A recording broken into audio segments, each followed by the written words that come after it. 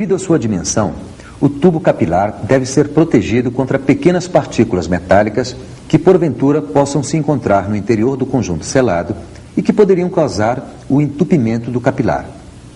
Para evitar que isso aconteça, é instalado um filtro de impurezas no início do tubo capilar.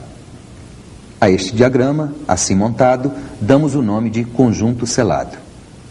Aqui temos um conjunto selado de refrigeradores: evaporador, condensador, compressor hermético, filtro, capilar, tubo de sucção. Este é um conjunto selado de um condicionador de ar.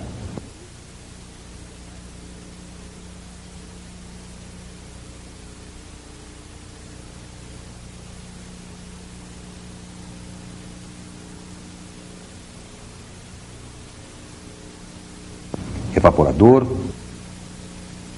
tubo de sucção, compressor, condensador, filtro, capilar. Na saída do tubo capilar, ocorre a evaporação do R12 em temperaturas muito abaixo de 0 graus centígrados. Então, se existir água no interior do conjunto selado, ela irá transformar-se em gelo na entrada do evaporador, causando obstrução na tubulação. Para evitar que isto aconteça, vamos observar este desenho em corte de um filtro. Nele podemos ver duas telas, uma mais grossa, que fica na entrada, e outra mais fina, localizada na saída. Entre estas duas telas está localizado o agente secador em forma de bolinhas brancas. Estas bolinhas brancas chamam-se molecular sieve, e sua função é reter qualquer água ou umidade existente no interior do conjunto selado. Você já deve ter observado que em todos os refrigeradores e freezers, o capilar e o tubo de sucção estão em contato direto, de modo que parte do calor do capilar seja transferido para o tubo de sucção, fazendo com que o R12 líquido chegue mais frio ao evaporador, melhorando a eficiência do conjunto selado. Agora que terminamos de ver o conjunto selado em detalhes, vamos a algumas cenas que você certamente já viu. Os refrigeradores não são absolutamente secadores de roupas e sapatos, e muito menos depósitos de papéis. Veja por quê. Certamente você já ouviu falar em lado da baixa e lado da alta do conjunto selado. O que significa isto? No lado da alta pressão ficam o compressor, condensador e tubo capilar. No lado da baixa pressão ficam o evaporador e tubo de sucção. Se o condensador estiver localizado em um local onde a temperatura ambiente é muito elevada, ou com algum objeto que impeça a livre circulação de ar, a pressão no interior do condensador será maior, forçando mais a passagem do R12 líquido através do tubo capilar, causando o aumento da pressão no interior do evaporador, reduzindo a eficiência na capacidade de refrigeração. A instalação dos refrigeradores é muito importante. Eles não devem ser expostos diretamente aos raios solares e devem ficar longe do ar quente, emanado por estufas, fogões, fornos e similares. Os refrigeradores nunca devem ficar encostados na parede, pois necessitam de boa circulação de ar em torno do condensador. Nas instalações em boxes, as paredes e o teto devem permanecer com um espaçamento mínimo de 10 centímetros. Todo e qualquer refrigerador, bem como os congeladores, devem ser carregados com alimentos gradativamente. Se uma grande carga de alimentos é colocada de uma só vez, a refrigeração ficará comprometida até que todo o calor dos alimentos seja removido. Quando todos os alimentos colocados no interior do refrigerador estiverem suficientemente frios, o compressor será desligado através de um dispositivo chamado termostato.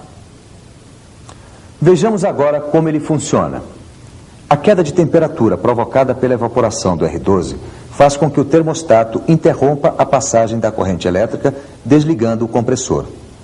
Quando a temperatura no evaporador aumentar, o termostato liga o compressor novamente, mantendo assim a faixa ideal de temperatura para a conservação dos alimentos.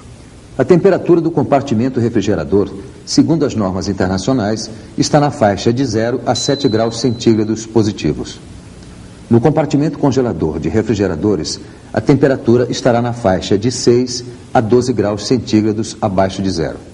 A temperatura no interior do freezer é inferior a 18 graus centígrados abaixo de zero. Um ponto muito importante.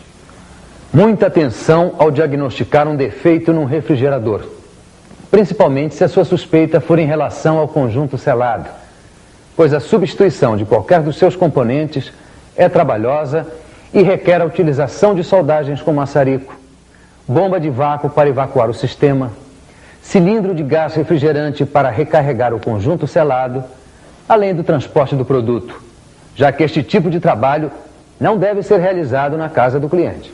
Quando um refrigerador é ligado à tomada, logo após ser instalado, ou quando esteve desligado por longo tempo, ele não começa a congelar todo o evaporador de imediato, pois grande quantidade do R12 líquido permanece misturado com o óleo do compressor.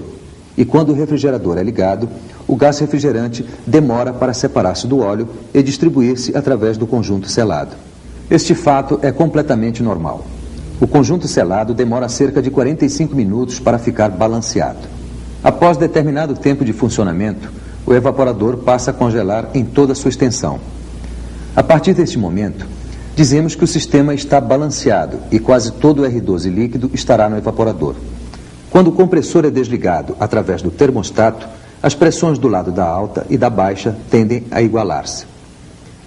Após a parada do compressor, a pressão do R12 do lado da alta força-o através do tubo capilar para dentro do evaporador, igualando assim as pressões do lado da alta e do lado da baixa.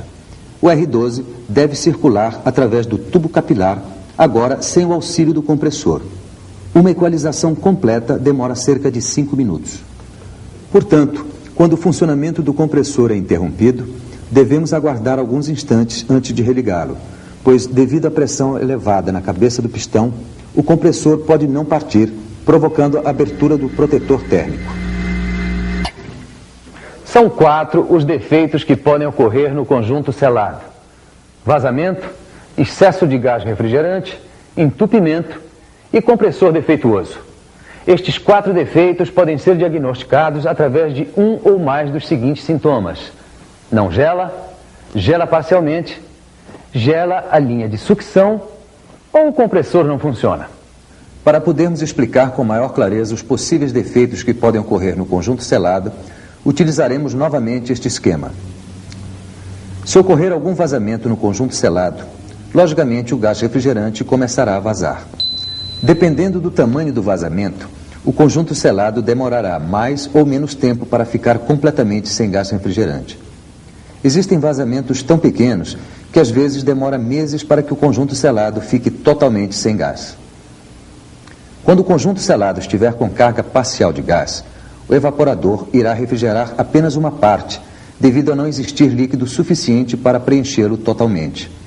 Para certeza absoluta de que se trata de vazamento, deve-se desligar o compressor, descongelar o evaporador e tornar a ligar o conjunto selado, verificando-se após 1 hora, aproximadamente, se o evaporador continua gelando parcialmente. Quando o conjunto selado estiver totalmente sem o gás, então o evaporador não vai refrigerar e o condensador apresenta-se frio, apesar do compressor permanecer em funcionamento. Se o conjunto selado estiver com pequena quantidade de gás refrigerante, além do necessário, este excesso irá fluir para o tubo de sucção, provocando congelamento, suor e gotejamento d'água. Como podemos observar neste refrigerador com gás em excesso. Agora, se o conjunto selado estiver com grande quantidade de gás refrigerante, além do necessário, ocorrerá o congelamento total do tubo de sucção, aumentando a pressão no interior do evaporador, elevando assim a temperatura do mesmo. Este excesso ocasionará também a chegada do R12 líquido no interior do compressor, causando uma furiosa ebulição no óleo, que poderá provocar o desligamento do protetor térmico. Se ocorrer um entupimento no interior da tubulação do conjunto selado, não haverá a circulação do gás refrigerante. Desta maneira, não ocorrerá o resfriamento do evaporador.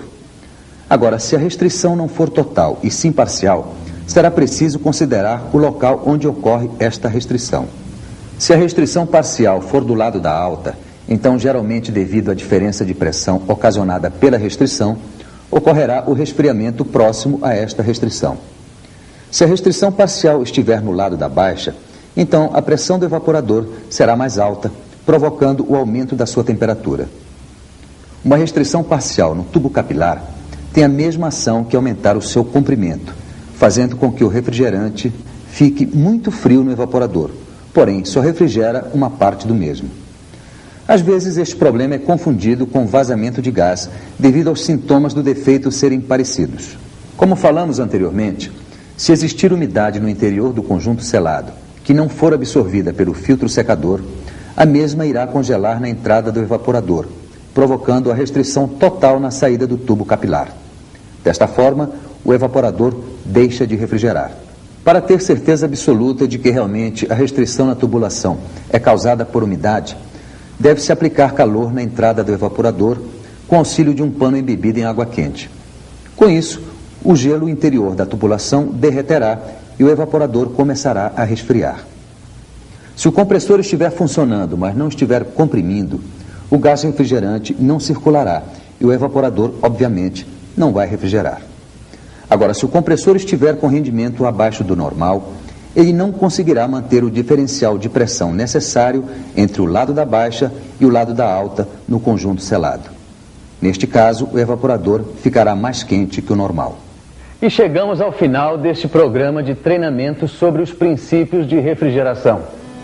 Para o melhor aproveitamento do que você acabou de ver, recomendamos a leitura atenta do nosso manual.